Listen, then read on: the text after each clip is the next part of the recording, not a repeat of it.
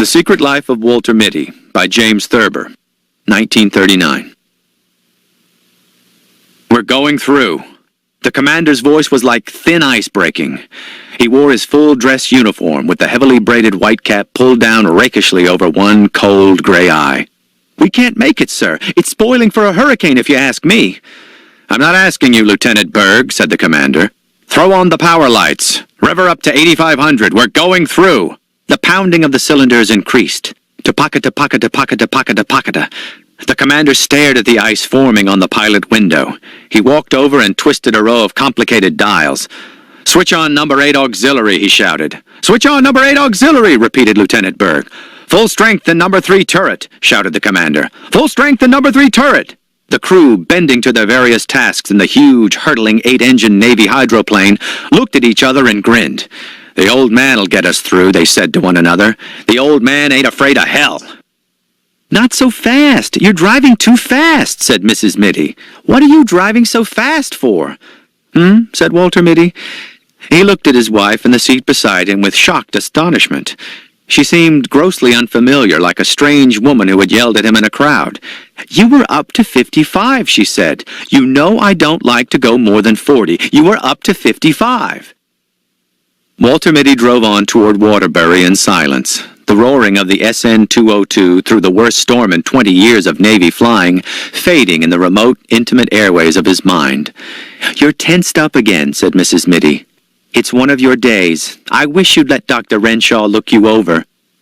Walter Mitty stopped the car in front of the building where his wife went to have her hair done. "Remember to get those overshoes while I'm having my hair done," she said. "I don't need overshoes," said Mitty. She put her mirror back into her bag. "We've been all through that," she said, getting out of the car. "You're not a young man any longer." He raced the engine a little. "Why don't you wear your gloves? Have you lost your gloves?" Walter Mitty reached in a pocket and brought out the gloves. He put them on, but after she had turned and gone into the building and he had driven on to a red light, he took them off again. "Pick it up, brother," snapped a cop as the light changed, and Mitty hastily pulled on his gloves and lurched ahead. He drove around the streets aimlessly for a time, and then he drove past the hospital on his way to the parking lot. "It's the millionaire banker, Wellington Macmillan," said the pretty nurse. "Yes," said Walter Mitty, removing his gloves slowly. "Who has the case?" "Dr. Renshaw and Dr. Benbow. But there are 2 specialists here, Dr. Remington from New York and Dr. Pritchard Mitford from London. He flew over." A door opened down a long, cool corridor, and Dr. Renshaw came out. He looked distraught and haggard. "Hello, Mitty," he said. "We're having the devil's own time with Macmillan, the millionaire banker and close personal friend of Roosevelt. Obstruosis of the ductal tract. Tertiary. We should take a look at him." "Glad to," said Mitty. In the operating room, there were whispered introductions. Dr. Remington, Dr. Mitty. Dr. Pritchard Mitford, Dr. Mitty. "I've read your book on streptothrombosis," said Pritchard Mitford, shaking hands. "A brilliant performance, sir." "Thank you," said Walter Mitty. "Didn't know you were in the States, Mitty," grumbled Remington. "Coals to Newcastle, bringing Mitford and me up here for a tertiary." "You're very kind," said Mitty. A huge, complicated machine connected to the operating table with many tubes and wires began at this moment to go pocket-a-pocket-a-pocket-a. "The new anesthetizer is giving way," shouted an intern. "There is no one in the East who knows how to fix it." "Quiet, man," said Mitty in a low, cool voice. He sprang to the machine, which was now going pocket-a-pocket-a-queep, pocket-a-queep. He began fingering delicately a row of glistening dials. "Give me a fountain pen," he snapped. Someone handed him a fountain pen. He pulled a faulty piston out of the machine and inserted the pen in its place. "That will hold for 10 minutes," he said. "Get on with the operation." A nurse hurried over and whispered to Renshaw, and Mitty saw the man turn pale. "Choreopsis has set in," said Renshaw nervously. "If you would take over, Mitty?"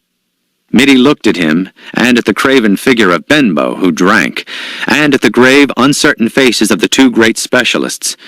"If you wish," he said. They slipped a white gown on him. He adjusted a mask and drew on thin gloves. Nurses handed him shining, "Back it up, Mac. Look out for that Buick." Walter Mitty jammed on the brakes. "Wrong lane, Mac," said the parking lot attendant, looking at Mitty closely. Gee, yeah," muttered Mitty. He began cautiously to back out of the lane marked "Exit Only." "Leave her sit there," said the attendant. "I'll put her away." Mitty got out of the car. Hey, better leave the key. Oh, said Mitty, handing the man the ignition key. The attendant vaulted into the car, backed it up with insolent skill, and put it where it belonged. They're so damn cocky, thought Walter Mitty, walking along Main Street. They think they know everything. Once he had tried to take his chains off outside New Milford, and he had got them wound around the axles. A man had had to come out in a wrecking car and unwind them. A young, grinning garage man. Since then, Mrs. Mitty always made him drive to a garage to have the chains taken off. The next time, he thought, I'll wear my right arm in a sling. They won't grin at me then. I'll have my right arm in a sling, and they'll see I couldn't possibly take the chains off myself. He kicked at the slush on the sidewalk. Overshoes, he said to himself, and he began looking for a shoe store. When he came out into the street again, with the overshoes in a box under his arm, Walter Mitty began to wonder what the other thing was his wife had told him to get. She had told him twice before they set out from their house for Waterbury. In a way, he hated these weekly trips to town. He was always getting something wrong. Kleenex, he thought? Squibs? Razor blades? No. Toothpaste, toothbrush, bicarbonate, carborundum, initiative, and referendum? He gave it up. But she would remember it. Where's the what's-its-name? She would ask. Don't tell me you forgot the what's-its-name. A newsboy went by shouting something about the Waterbury trial.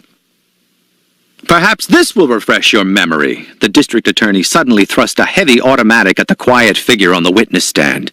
Have you ever seen this before? Walter Mitty took the gun and examined it expertly. This is my Webley Vickers 5080, he said calmly. An excited buzz ran around the courtroom. The judge rapped for order. You are a crack shot with any sort of firearms, I believe, said the district attorney insinuatingly. Objection, shouted Mitty's attorney. We have shown that the defendant could not have fired the shot. We have shown that he wore his right arm in a sling on the night of the 14th of July. Walter Mitty raised his hand briefly, and the bickering attorneys were stilled.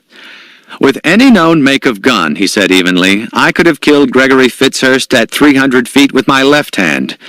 Pandemonium broke loose in the courtroom. A woman's scream rose above the bedlam, and suddenly a lovely, dark-haired girl was in Walter Mitty's arms.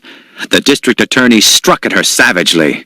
Without rising from his chair, Mitty let the man have it on the point of the chin. You miserable cur! Puppy biscuit, said Walter Mitty. He stopped walking, and the buildings of Waterbury rose up out of the misty courtroom and surrounded him again. A woman who was passing laughed. He said puppy biscuit, she said to her companion. That man said puppy biscuit to himself. Walter Mitty hurried on. He went into an A&P, not the first one he came to, but a smaller one farther up the street. I want some biscuit for small young dogs, he said to the clerk. Any special brand, sir? The greatest pistol shot in the world thought a moment. It says, puppies bark for it on the box, said Walter Mitty. His wife would be through at the hairdresser's in 15 minutes, Mitty saw in looking at his watch, unless they had trouble drying it. Sometimes they had trouble drying it. She didn't like to get to the hotel first. She would want him to be there waiting for her as usual. He found a big leather chair in the lobby facing a window, and he put the overshoes and the puppy biscuit on the floor beside it. He picked up an old copy of Liberty and sank down into the chair. Can Germany conquer the world through the air? Walter Mitty looked at the pictures of bombing planes and of ruined streets. The cannonading has got the wind up in young Raleigh, sir, said the sergeant. Captain Mitty looked up at him through tousled hair. Get him to bed, he said wearily, with the others. I'll fly alone. But you can't, sir, said the sergeant anxiously. It takes 2 men to handle that bomber, and the Archies are pounding hell out of the air. Von Richtmann's circus is between here and Solier. Somebody's got to get that ammunition dumped, said Mitty. I'm going over. Spot a brandy? He poured a drink for the sergeant and one for himself. War thundered and whined around the dugout and battered at the door. There was a rending of wood, and splinters flew through the room. A bit of a near thing, said Captain Mitty carelessly. The box barrage is closing in, said the sergeant. We only live once, Sergeant, said Mitty with his faint, fleeting smile. Or do we? He poured another brandy and tossed it off. I never see a man could hold his brandy like you, sir, said the sergeant. Begging your pardon, sir. Captain Mitty stood up and strapped on his huge Webley Vickers automatic. It's 40 kilometers through hell, sir, said the sergeant. Mitty finished one last brandy. After all, he said softly, what isn't? The pounding of the cannon increased. There was the rat-tat-tatting of machine guns, and from somewhere came the menacing pocketa-pocketa-pocketa of the new flamethrowers. Walter Mitty walked to the door of the dugout humming Auprès du Mont Blonde. He turned and waved to the sergeant. Cheerio, he said. Something struck his shoulder. I've been looking all over this hotel for you, said Mrs. Mitty. Why do you have to hide in this old chair? How did you expect me to find you? Things close in, said Walter Mitty vaguely. What? Mrs. Mitty said. Did you get the what's-its-name, the puppy biscuit? What's in that box? Overshoes, said Mitty. Couldn't you have put them on in the store? I was thinking, said Walter Mitty. Does it ever occur to you that I am sometimes thinking? She looked at him. I'm going to take your temperature when I get you home, she said. They went out through the revolving doors that made a faintly derisive whistling sound when you pushed them. It was 2 blocks to the parking lot. At the drugstore on the corner, she said, Wait here for me. I forgot something. I won't be a minute. She was more than a minute. Walter Mitty lighted a cigarette. It began to rain with sleet in it. He stood up against the wall of the drugstore, smoking. He put his shoulders back and his heels together. To hell with the handkerchief, said Walter Mitty scornfully. He took one last drag on his cigarette and snapped it away. Then, with that faint, fleeting smile playing about his lips, he faced the firing squad. Erect and motionless, proud and disdainful, Walter Mitty, the undefeated, inscrutable to the last.